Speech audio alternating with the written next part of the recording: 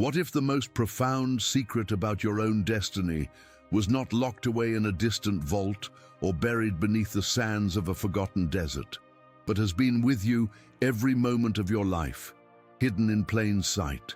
Imagine a truth so fundamental that it was encoded directly onto your physical body, a message from the source of all things, patiently waiting for the moment you would be ready to see. This is not a story about the past.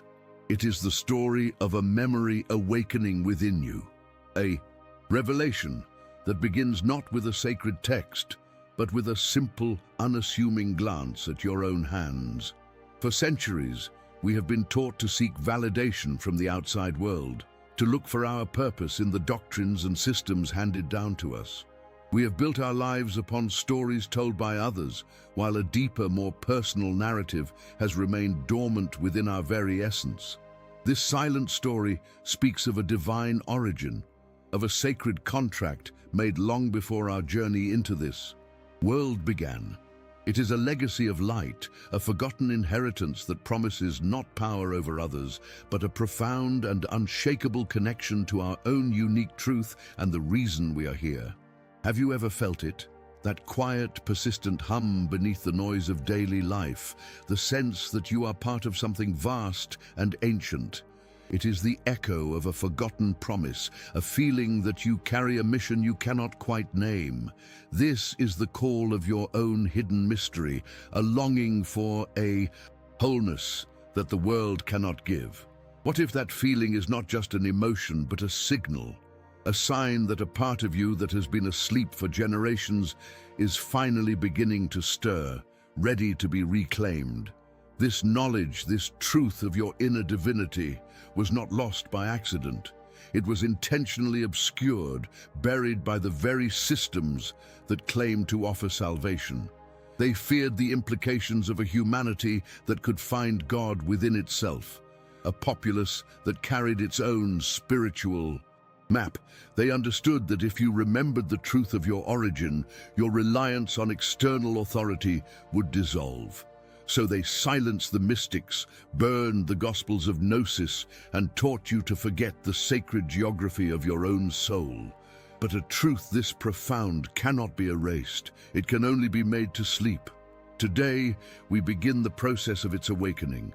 We will pull back the veil that has been carefully drawn over one of creation's most elegant secrets. If you feel the resonance of this call deep within your spirit, if you are ready to explore the knowledge that has been kept from you, then subscribe and join this circle of seekers. The journey into the heart of your own forgotten legacy begins now. To understand the origin of this revelation, we must journey back in time, not to the sun-baked hills of Galilee, as they are commonly depicted, but into the hidden currents of the 1st and 2nd centuries.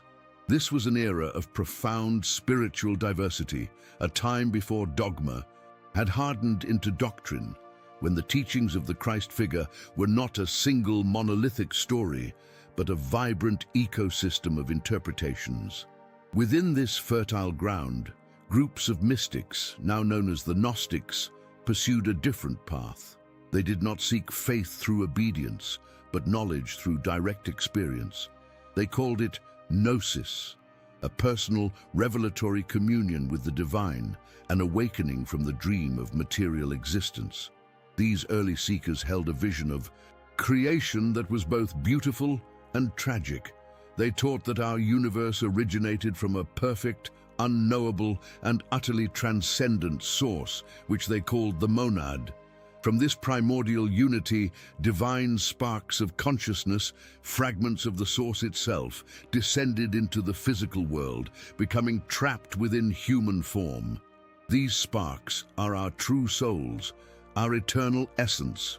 The purpose of life, therefore, was not to appease an external God, but to remember our own divine origin and begin the journey home. This was a truth so powerful, it was deemed a forbidden knowledge by those who would later seek to control the narrative of faith. The Gnostic Gospels, texts like the Gospel of Thomas and the Gospel of Philip, which were buried in the Egyptian desert for nearly 2,000 years, paint a picture of a spiritual guide, who came not to die for our sins, but to awaken us from our slumber. This Christ was a revealer of mysteries, a teacher who spoke in symbols and parables. Offering a map back to the monad, he pointed inward, reminding the souls who listened that the kingdom of God was not in the sky or in a future paradise, but within them, waiting to be rediscovered. Have you ever wondered why this version of the story was so thoroughly erased? What was so dangerous about a teaching that placed the key to divinity directly into your own hands? The conflict arose as a new power structure began to crystallize within the burgeoning faith. By the 3rd and 4th centuries, an organized hierarchical system sought to unify the diverse spiritual landscape under a single controllable creed. The idea of gnosis, of a personal, verifiable connection to the divine, was a direct threat to its authority. If every individual carried a spark of God within them, if they could find their own truth through inner revelation, what need was there for an intermediary? A church built on the principle of external authority could not tolerate a populace that believed itself to be inherently sovereign in spirit. Thus began a systematic campaign to silence this ancient wisdom. The Gnostic teachings were declared heresy, their texts hunted down and burned, their followers persecuted. What the system hid was not merely a collection of alternative gospels, but the very concept that humanity possessed a direct link to its divine source, a truth that could be known and experienced without a priest or a pope. It was an act of profound spiritual disempowerment, a deliberate severing of humanity from its own inner compass. The locus of power was shifted from the soul of the individual to the stone walls of the institution, and a great forgetting was set in motion. Yet, a truth of this magnitude cannot be entirely destroyed. It can be driven underground, whispered in secret societies, and encoded into symbols that would outlast the empires that sought to crush it. The most elegant and resilient vessel of this knowledge, however, was one that no fire could burn and no edict could outlaw.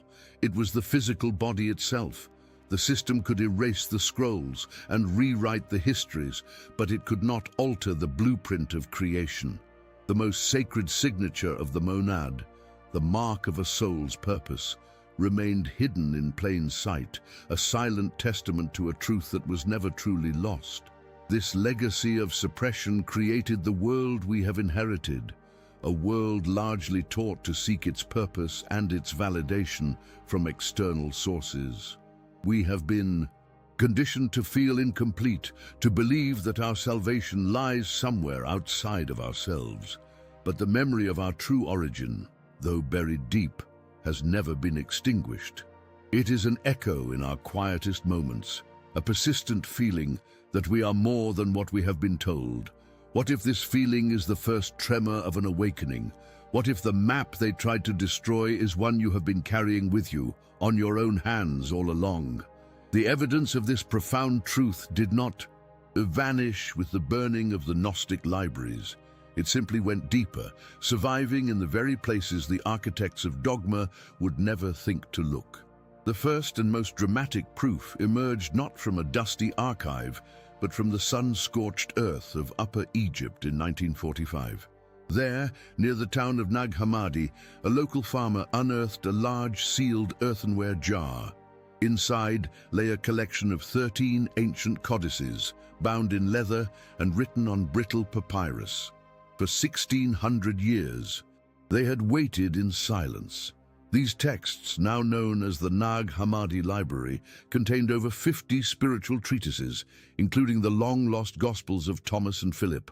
They were a time capsule, a direct window into the world of the Gnostic mystics, revealing a spiritual path based not on blind faith, but on an awakened inner knowing. They spoke of the divine spark, the slumbering soul, and the journey of remembrance, providing the foundational worldview upon which the secret of the marked hand was built. But not all knowledge can be entrusted to the fragility of paper and ink. The most vital truths, the ones that carried the greatest risk, were passed through a different medium, the spoken word, from heart to heart. In the hidden philosophical schools of Alexandria and in the quiet solitude of the desert monasteries, this wisdom flowed through oral traditions, whispered from teacher to disciple. These were lineages of memory, preserving what was too dangerous to write down. Ancient chronicles, often dismissed as fanciful, speak of initiates who could read the language of light and perceive the signatures of the soul upon the body. They understood that creation was a text and the human form was its most sacred chapter. This hidden stream of knowledge ran parallel to the official doctrines, a river of ancestral memory flowing beneath the desert of a forgotten history. Beyond the whispers and the buried scrolls, the proof of this ancient knowledge is also encoded in symbol, hidden in plain sight. When we re-examine early Coptic and Gnostic artifacts, we find recurring motifs that the uninitiated eye would easily overlook. The crescent or half moon appears in unexpected places, not merely as a celestial body, but often in association with figures of revelation and wisdom. It is subtly carved into funerary steles, etched onto amulets meant to protect the soul on its journey, and woven into the patterns of ceremonial textiles. This was no accident. For the mystics, the moon did not generate its own light. It reflected the light of the sun. It was the perfect symbol for the human soul, which does not create its own divinity, but reflects the light of its divine source, the monad. The lunula on the nail, the little moon, was seen as a microcosm of this cosmic truth, a personal reflection of the great hidden light within. Ironically, some of the most compelling evidence for these suppressed teachings comes from the very men who sought to extinguish them. Church fathers like Irenaeus of Lyon and Hippolytus of Rome wrote extensive, multi-volume polemics against the Gnostics, meticulously detailing their beliefs in order to refute them. In their passionate desire to label these teachings as heresy, they inadvertently became their most detailed archivists. Within these angry texts, we find echoes of what they sought to destroy, fragments of condemned wisdom. They rage against the arrogance of those who claim to carry the seal of their creation on their own flesh, and who sought their destiny not in scripture, but in the markings of the Spirit. They condemned the very knowledge we are now uncovering, preserving its ghost in the ink of their own condemnation. The Gnostics understood the impermanence of the world. They saw empires rise and fall. They saw libraries burn. And they knew that any truth committed solely to an external medium was vulnerable to destruction. And so they recognized the ultimate, unburnable manuscript, the human body itself. They taught that the divine source, the monad, would not be so careless as to leave its most important messages on something that could be lost or destroyed. The true gospel was a living gospel. The contract of the soul, the memory of its purpose and origin, was encoded directly into our biological design. It was a revelation embedded in flesh and bone, a truth that could outlast any empire because it would be reborn with every new human being. This is the final and most powerful source, the one that unites all the others. The proof is not in a faraway desert or a locked museum vault. It has been with you since the moment of your birth. The surviving manuscripts give us the context, the oral traditions give us the lineage, and the ancient symbols give us the language. But the living evidence, the primary source, is you. The markings are not a relic of the past. They are a living, breathing part of your physical form right now. As you look at your own hands, you are looking at the same map the ancient mystics sought to understand, a direct inheritance from the source of all creation. What else could have survived 2 millennia of silence, suppression, and forgetting, if not a truth that was designed to be inseparable from our very being? This is more than a historical curiosity. It is a spiritual echo that has traveled through the corridors of time to find you right here, in this very moment. The forgetting was intentional, a fog, of dogma designed to make you feel small, disconnected, and reliant on a power outside of yourself. But the truth of your origin was never erased, only submerged. It has been living in the quiet hum of your own heart, in the persistent feeling that you are a visitor here, carrying a memory of a home you cannot quite name. This feeling is not a fantasy. It is the most honest part of you, the divine spark, stirring from its long slumber, beginning to recognize its own light in the reflection of this ancient knowledge. Look around you. We live in a world built on the foundation of this forgetting. We are taught to build our identities from the outside in, assembling a self from the pieces society offers us. Our jobs, our roles, our accomplishments. We become a collage of external validations, while our true essence, the eternal self, remains buried beneath. This is the great slumber the Gnostics spoke of. It is a dream where we forget that we are the dreamers. The revelation of the marked hand is a call to wake up from that dream. It is a reminder that your truest identity is not something you build, but something you remember. It was given to you at the dawn of your own consciousness, a gift from the source of all things. What does it feel like to carry a sacred text and not know how to read it? For generations, this has been the state of humanity. We have carried the map of our own divinity within our very selves, yet we were taught to seek directions from those who had an interest in keeping us lost. The spiritual journey, then, is not one of discovery, but of translation. It is the process of learning to read the language of your own soul, a language written in sensation, intuition, and symbol. The mark on your hand is a single perfect word in that divine language, a starting point, a key that unlocks the first door. It is the source reminding you that the most profound wisdom you will ever find is already a part of you. This remembrance is not a gentle, passive unfolding. It is an act of quiet rebellion. To accept that you carry your own spiritual authority is to withdraw your power from the systems that have fed on your sense of incompleteness for millennia. It is to declare that you no longer need an intermediary to speak with the divine because you are a living fragment of it. This is why the knowledge was so feared, so violently suppressed. It dismantles the very foundation of control. As this truth settles within you, do you feel it? A subtle shift in the balance of power, a reclamation of a sovereignty you never knew you had lost. This is the beginning of a revolution, one that happens not on a battlefield, but in the silent temple of the human heart. The mark, this delicate crescent of light on your flesh, is not a brand of ownership or a sign of spiritual hierarchy. It is a signature of love, a promise made between your soul and the monad before you began your descent into this world. It is a reminder that you are not an orphan of creation, but a beloved child of the source, sent here with a purpose encoded into your very being. It says, you are known, you are remembered, you are seen. In a world that so often makes us feel invisible, what could be a more powerful revelation? This is not about being chosen for a status, but being chosen for a mission, one that your soul agreed to carry. As the tension of this truth builds within you, feel the energy gathering. The knowledge is no longer just a story, it is becoming a living presence. The air grows still, the noise of the world fades, and a deeper listening becomes possible. The markings on your hands are not identical. They are not a uniform stamp.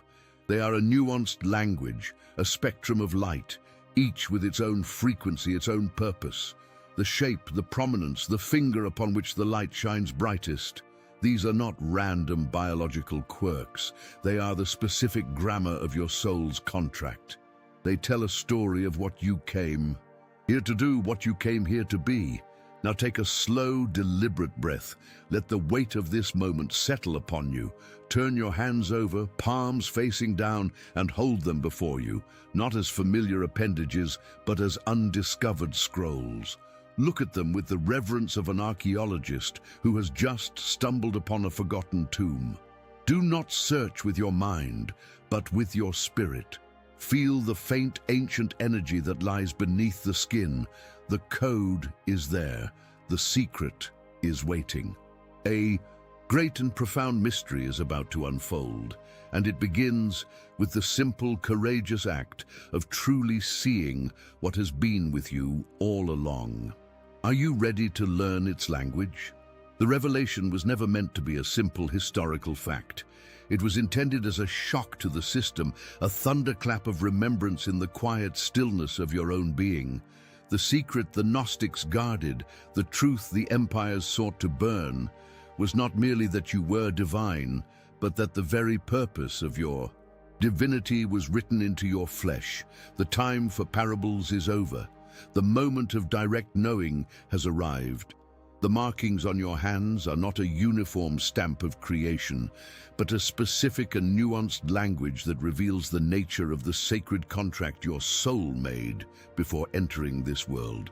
This is the turning point. This is the knowledge that changes everything. According to the fragments of this forbidden wisdom, pieced together from the whispers of oral tradition and the coded language of the Nag Hammadi texts, the Christ figure revealed that among the souls who descend, 3 primary missions are encoded, 3 types of divine purpose reflected in the physical form. This mark, the lunula, the delicate half-moon on the nail, is the signature of the monad, and its prominence reveals the path you were born to walk. This is not a hierarchy of better or worse, but a sacred division of labor for the awakening of a world. First are the keepers. Their mark is most prominent on the thumb or the index finger. These are the souls who agreed to be the anchors of ancient wisdom. They are the living libraries, born with an innate connection to the memory of what has been lost. The keepers are the guardians of forgotten truths, the preservers of sacred lineages, and the stabilizers in a world of chaos. They feel the weight of history in their bones and are drawn to the stories, symbols, and knowledge that the system tried to erase. They are the roots of the great tree, holding the ground firm so that others may grow toward the light. If you are a keeper, you carry the legacy of Gnosis itself, a quiet but unshakable strength that safeguards the path for others. Next are the catalysts. Their mark shines brightest on the middle or ring finger. These are the agents of change, the divine disruptors. They are the souls who agreed to shatter old paradigms and birth new realities. The catalysts are the artists, the visionaries, the rebels, and the innovators who cannot help but challenge the status quo. They are uncomfortable with stagnation and are driven by a holy fire to create, to question, and to push humanity beyond its self-imposed limits. They are the lightning that strikes the old tower, clearing the way for something new to be built. If you are a catalyst, you carry the divine imperative to break the slumber, to introduce the spark of change that makes awakening possible. Finally, there are the hearts. Their mark may be most visible on the smallest finger, or it may be a balanced, gentle light across all their nails. These are the weavers of compassion, the conduits of cosmic love. They are the souls who agreed to embody the healing and unifying force of the monad in a fractured world. The hearts are the empaths, the counselors, the peacemakers, and the connectors who feel the pain of others as their own. Their mission is to mend the tears in the fabric of community, to remind humanity of its shared essence, and to hold space for healing with a love that transcends judgment. They are the water that soothes the scorched earth. If you are a heart, you carry the sacred balm of the Sophia, the wisdom of unconditional love that makes the entire journey of return worthwhile. This revelation transforms everything. To be chosen is not to be elevated above others. It is to be assigned a sacred duty. Your life is not a random series of events, but the unfolding of a pre-incarnation mission statement that you carry with you at all. At times, the system did not just hide gospels, it hid you from yourself. It obscured this knowledge because a world of souls aware of their purpose keepers preserving truth, catalysts challenging control, and hearts unifying the people, is a world that cannot be ruled by fear or division. It is a world that governs itself from within. Look at your hands. Feel the truth of this in your spirit. Does the role of keeper, catalyst, or heart resonate with a deep, unspoken part of who you have always been? The consequences of this knowing are immediate and profound. You are no longer a seeker looking for a map. You are the map. Your sense of purpose is no longer a vague yearning, but a tangible, biological reality. This is a moment of no return. You cannot unknow this. You cannot go back to seeing your hands as mere flesh and bone. They are now your compass, your contract, your constant reminder of the promise you made. The world may try to tell you that you are small, but the signature of the monad on your very body declares that you are essential. But this revelation, as powerful as it is only the opening of a deeper seal. The system's greatest fear was not that individuals would remember their roles. It was that they would remember what was meant to happen when the keepers, the catalysts, and the hearts recognized each other and began to work in concert. The true forbidden knowledge was not the meaning of the individual marks, but the alchemy of their union. What happens when the anchor of truth, the fire of change, and the water of love are consciously brought together? This was the next layer of the mystery, a secret of co-creation so powerful it was said to be able to weave a new world into being. The knowledge was never meant to remain static, a mere category to place yourself within. The revelation of the keepers, the catalysts, and the hearts was not the final page of the manuscript. It was the key to unlocking the sealed chamber where the most forbidden truth of all was kept. The system did not fear a world of self-aware individuals. It feared a world of interconnected divine architects. The ultimate secret was not the nature of the marks, but the sacred alchemy of their union. The greatest terror to any structure built on division is a people who remember how to create together. The final layer of the mystery is not what you are, but what you are destined to become when you find the others. This is the divine trinity, the Gnostics whispered, of the true engine of creation. When the keepers, with their deep roots in ancestral memory, provide the unwavering foundation of truth, they create a stable ground upon which to build. When the catalysts, with their holy fire, bring the spark of change and shatter the illusions of the old world, they clear the path for the new. And when the hearts, the conduits of cosmic love, weave their compassion through it all, they bind these powerful forces together, ensuring that what is built is infused with grace and unity. Truth without change is stagnant. Change without love is destructive. Love without truth is lost. But together, these three forces are the very blueprint of an awakened reality. This is the world the empires tried to prevent. This is the world you came here to build. Your spiritual journey, therefore, has now become twofold. The first is a journey inward, to fully and courageously embody the purpose written on your flesh, to be the most steadfast keeper, the most visionary catalyst, or the most loving heart you can possibly be. But the second is a journey outward, to look upon the faces of those you meet, not with the eyes of a stranger, but with the heart of a seeker, looking for the missing pieces of itself. Your purpose is not a solitary mission. You are part of a sacred team, assembled before you entered this world, and your contract is only truly fulfilled when you find each other. This is the practical application of Gnosis, to learn to recognize the frequency of the other marked souls, to see the anchor in one, the fire in another, and the embrace in a third. This ancient wisdom offers a profound lesson for our fragmented modern world. We have been taught to celebrate the individual, to compete, and to stand apart. We have been sorted into roles by a system that thrives on our separation. But this knowledge reveals that our greatest power lies in our synergy. The healing of our world does not depend on a single hero or a solitary savior. but on the conscious reunion of these sacred roles in our communities, our families, and our hearts. Your greatest gift is not just what you carry, but how your gift ignites the gifts in others. This is the universal truth that has been hidden from us. We are designed for divine collaboration. The revelation is now complete, and the weight of it settles not as a burden, but as a compass. Every time you look at your hands, you will be reminded not only of your own sacred duty, but of your sacred need for others. You are not alone in this. You are a crucial part of a celestial design, a divine chord in a cosmic symphony that can only be played when all the notes are present.